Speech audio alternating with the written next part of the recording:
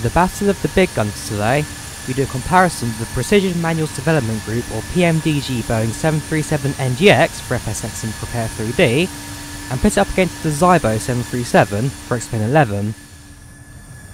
Maybe the most popular add-ons for each platform respectively, they are regarded as some of the most realistic aircraft you can get for a flight simulator, but comparing a freeware up to against a payware, let's see how realistic these two really are. We'll be doing this comparison based on 6 different factors: the cockpit modelling, the exterior modelling, the cockpit functionality, the flight dynamics, the aircraft sounds, and any extra features that these aircraft may come with. Do also be aware that some of this may come down to my own opinion, but I do aim to keep this as fair as I possibly can. Everywhere you look, you see forum posts, online threads and articles asking which is the better aircraft. Today I aim to put an end to that question by giving you the most in-depth comparison out there. So without further ado, let's figure out which of the two aircraft really is top of the range. First things first, we take a look at the cockpit for both aircraft. The PMDG and ZIBO 737s have absolutely fantastic modelling, which really does bring both aircraft to life. Neither are perfect nevertheless. First of all, we'll poke at the problems. One thing everybody knows is that the windows of the PMDG are way too big. While it's nice from a simulator standpoint to stare out the window and look out at the sky, it's just not realistic. If PMDG were to make this slightly narrower, then it would have the perfect dimensions.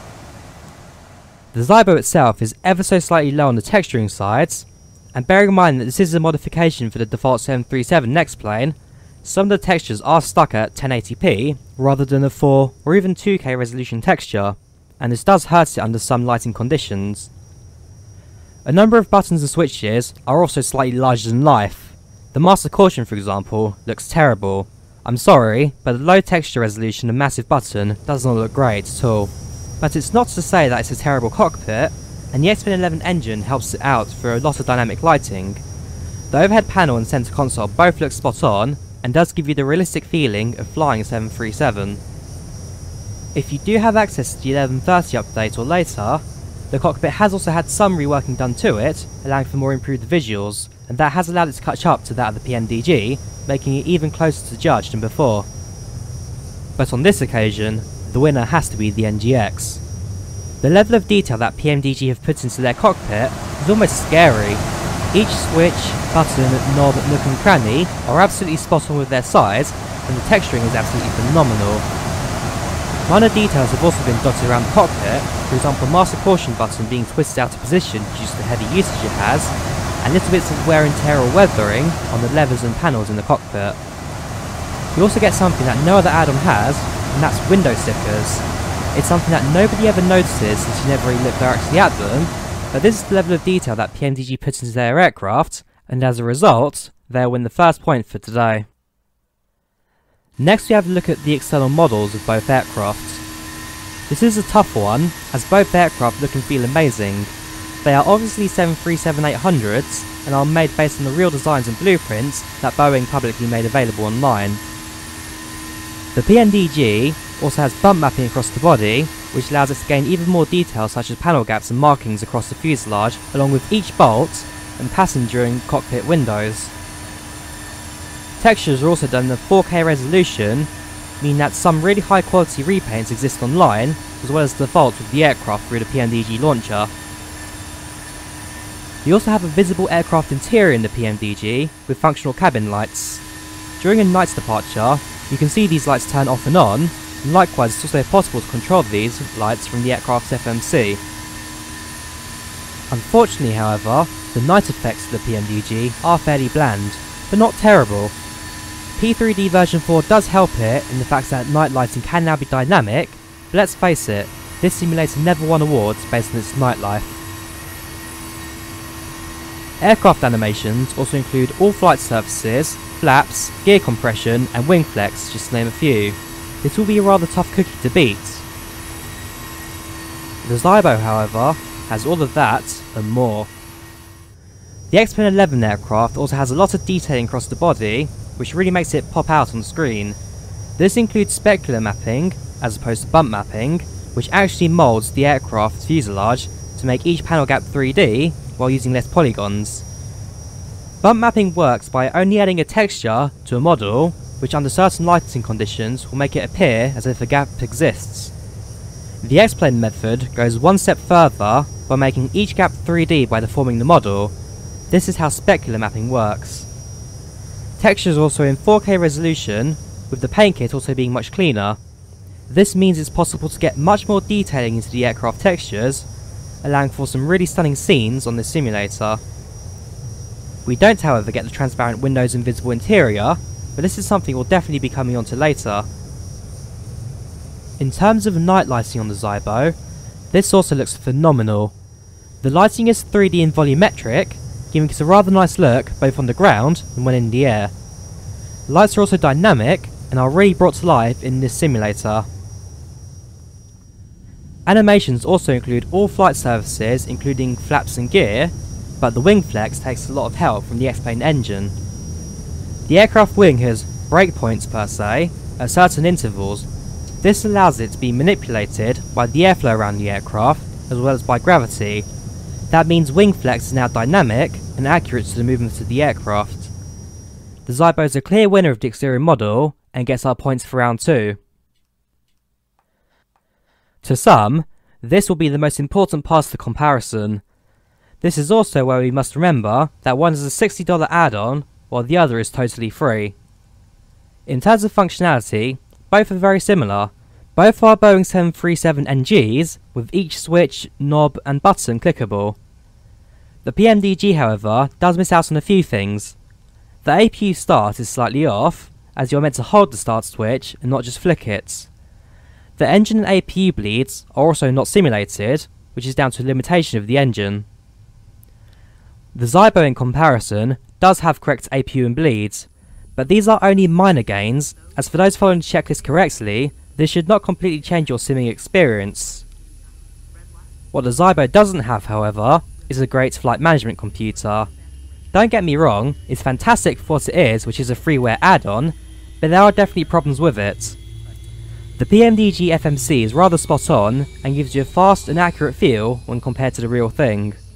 It also has a couple of extra features that, while not realistic, does allow you to control other parts of the aircraft, such as the exits, the air stairs if equipped, the fuel, the payload, the aircraft settings, pushback and more. Setting a waypoint hold is also rather difficult in the ZIBO, and half the time does not work. Sometimes the calculations can be off too, but for the most part, this is still being worked on by the ZIBO team, and we will be sure to see some improvements in the future. There is also one other glitch that is known to occur quite often, and that is the magenta line not appearing on the PFD. While you may plug in your routing into the FMC correctly, the magenta line does not appear on the PFD, and as a result you can't always see the flight plan that the aircraft has set, and you're just hoping for the best when it comes to your routing.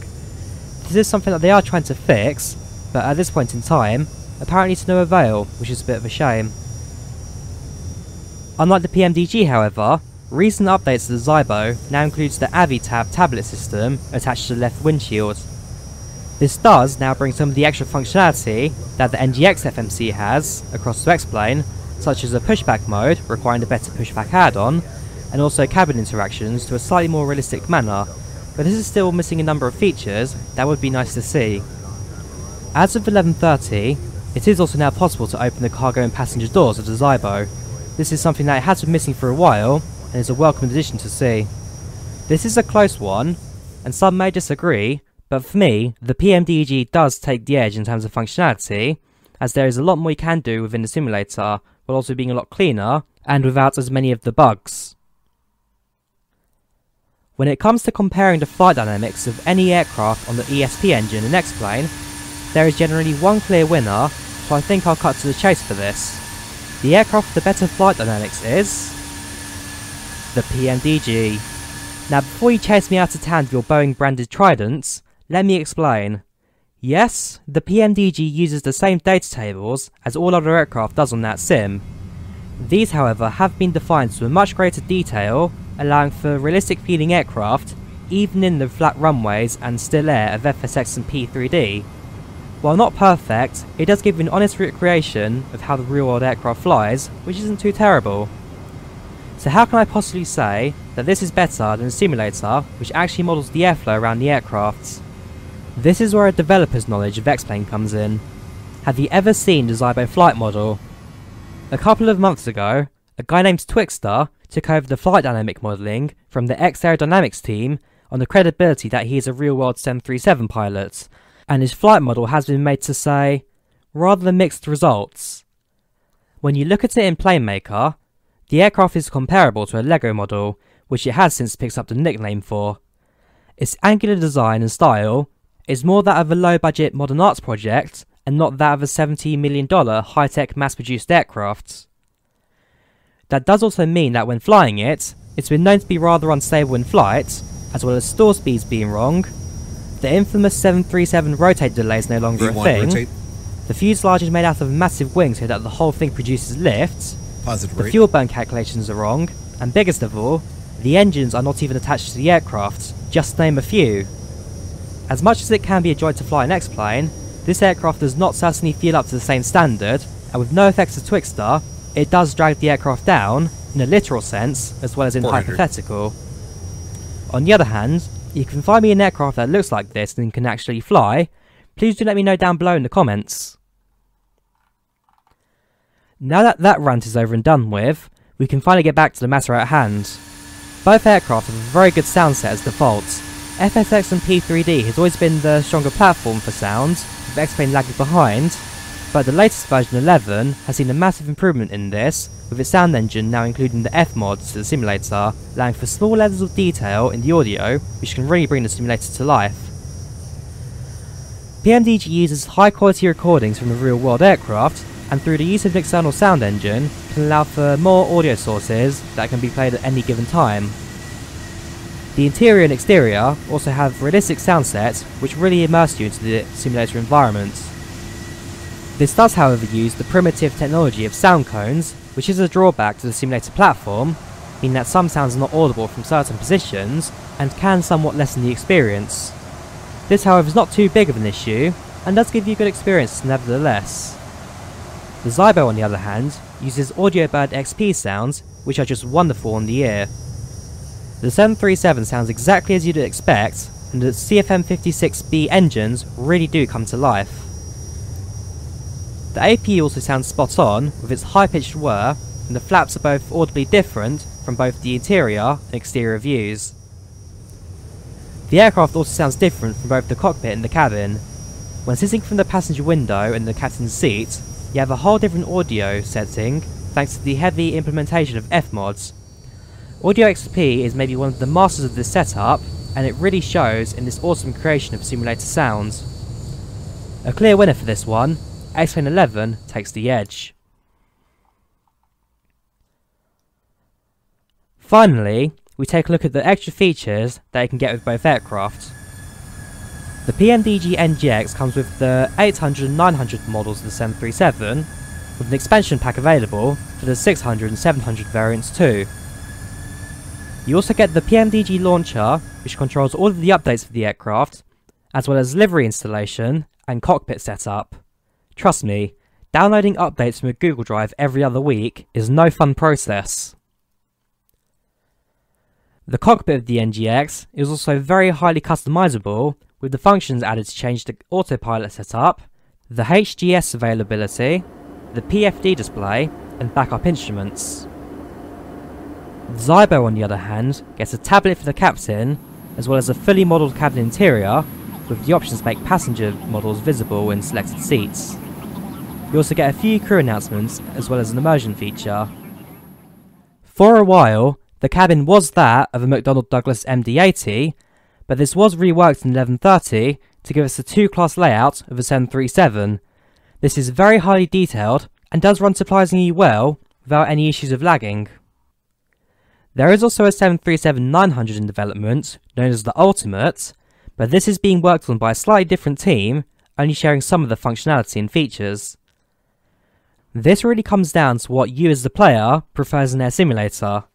I personally like a bit of both, which is why I enjoy flying both aircraft, and for that matter, I think it's only fair that we split the points and let you in the comments decide on what aircraft you think has the better extra features, other than being a 737. And with that, we can see that the PMDG does take the edge of the ZIBO, but not by much. Again, please be aware that you may have differing opinions to me, and that some of you may have scored this slightly differently than I have. At the end of the day, both are absolutely phenomenal products and really define the quality of add-ons that we can see in our niche genre. For a freeware aircraft, the ZIBO does a fantastic job in giving you a realistic aircraft for X-Men 11 to an almost study level degree, while the PMDG at $60 really is as good as it gets in FSX and P3D through its systems and customization. Bearing in mind that both are on differing platforms, there is also a good chance that you will also be able to fly both aircraft at some point if you do own both sims. If the purpose of this video, however, was here to convince you what simulator to buy based on the quality of add-ons, then that is for you to decide based on what you've seen today. I hope that you have enjoyed this comparison of both aircraft, and if there is anything else that I may have missed out, then please do let me know in the comments below, where I'll be more than happy to continue this discussion in the quality of both aircraft. Otherwise, please do leave a like if you have enjoyed this comparison, and want to subscribe as this does help the channel out, and I'll see you guys next time. Goodbye!